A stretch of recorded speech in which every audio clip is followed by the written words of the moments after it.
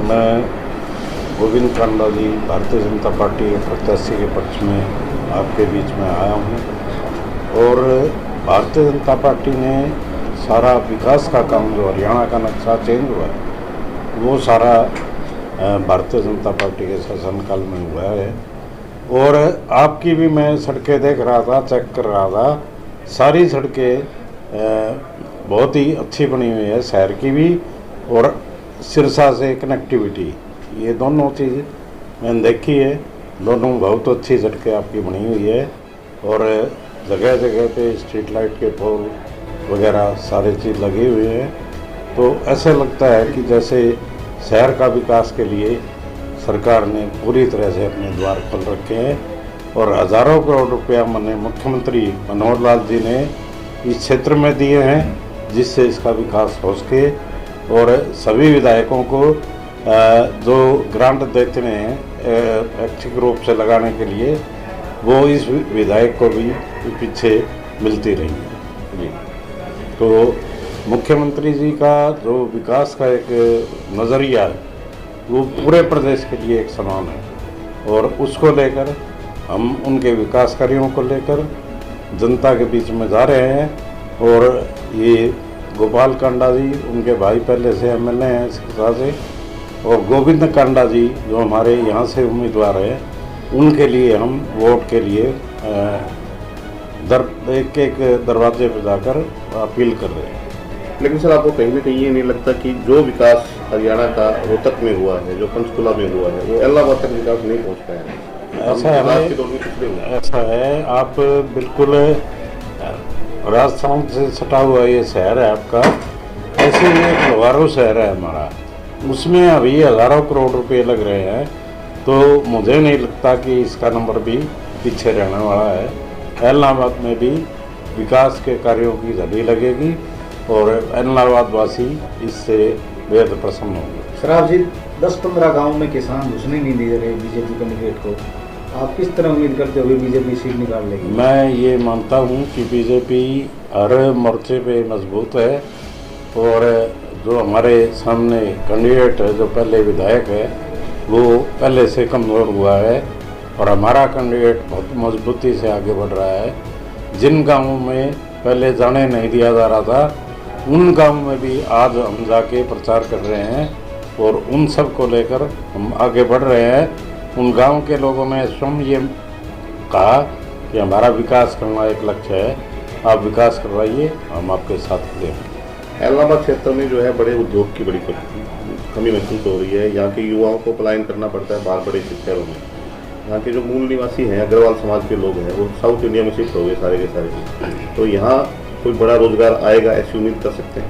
मैं हरियाणा के प्रत्येक कोने में बड़े उद्योगों का लगाना माननीय मुख्यमंत्री जी की पहल होगी, क्योंकि वे लगे हुए हैं इस काम में और वे विदेशों तक के आदमियों को यहाँ पे अपने प्रोजेक्ट लगाने के लिए ऑफर कर रहे हैं, ज़मीनें दे रहे हैं और कुछ MOUs भी साइन हुए हैं।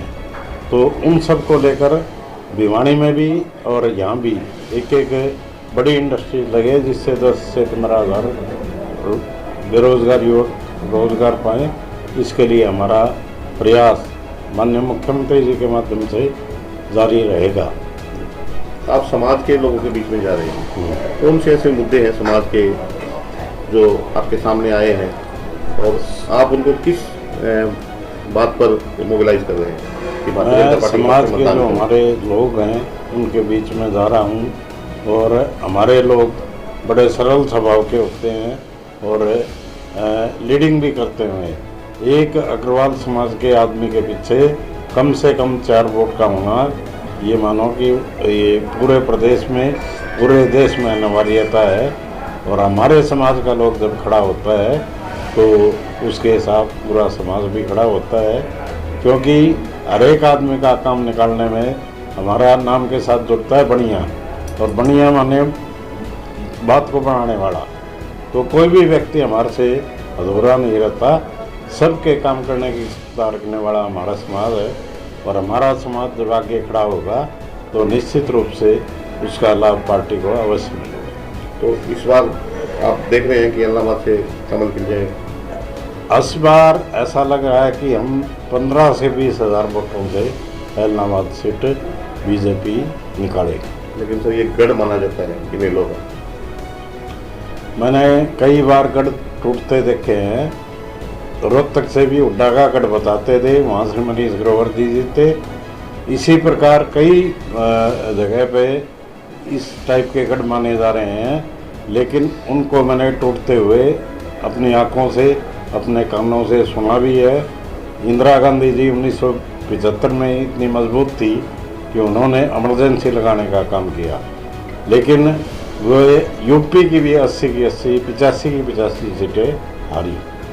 तो इस प्रकार के गढ़ जब आदमी को दम्भ और इस टाइप की बातें हो जाती हैं, अभी हमारे जो यहाँ कैंडिडेट है सामने, वो दम भरी बातें करके विधानसभा से आए हैं और उन बातों को लेकर हम जनता के बीच में जा रहे हैं। जनता उनका सही ढंग से माकूल जवाब देने वाली है।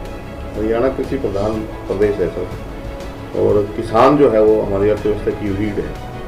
किसान नाराज है तो कैसे बात करते हैं? ये कुछ पार्टियों के जो किसान होते हैं ना, वे नाराज हैं। आम किसान हमारी पार्टी से नाराज नहीं है, क्योंकि हरियाणा एक ऐसी स्टेट है जो 11 फसलों की MSP देता है, और किसान की जब भी कोई हानि की बात होती है तो सबसे अधिक मुआवजा भारतीय जनता पार्टी की सरकार ने दिया है, हर क्षेत्र में दिया है।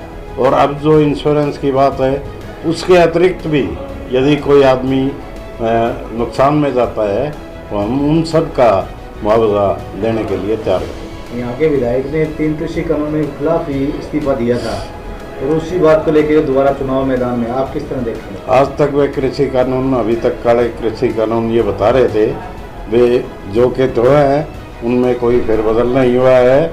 उन्होंने कहा था कि जब तक ये कानून नहीं हटाए जाएंगे तब तक मैं इस विधानसभा में दोबारा नहीं लौटूंगा, और वे कानून भी वैसे के वैसे हैं और वे बातें भी वैसी की वैसी हैं। तो लोग ये समझ रहे हैं कि मौका परिस्थिति की बात करने वाले कुछ जो लोग हैं उनको विधानसभा से दूर करना ही उचित है। कांग्रेस कह रही है कि अगर ये सीट हम जीत जाते हैं यहाँ से तो मध्यावधि चुनाव होंगे बड़ी जल्दी और सरकार बनेगी। कांग्रेस करीब करीब यहाँ पे तीसरे से चौथे स्थान पे जा रही है, क्योंकि कुछ निर्दलीय भी उनसे आगे हैं। ऐसा लगता है कि कांग्रेस का प्रत्याशी बहुत पीछे रहने वाला है।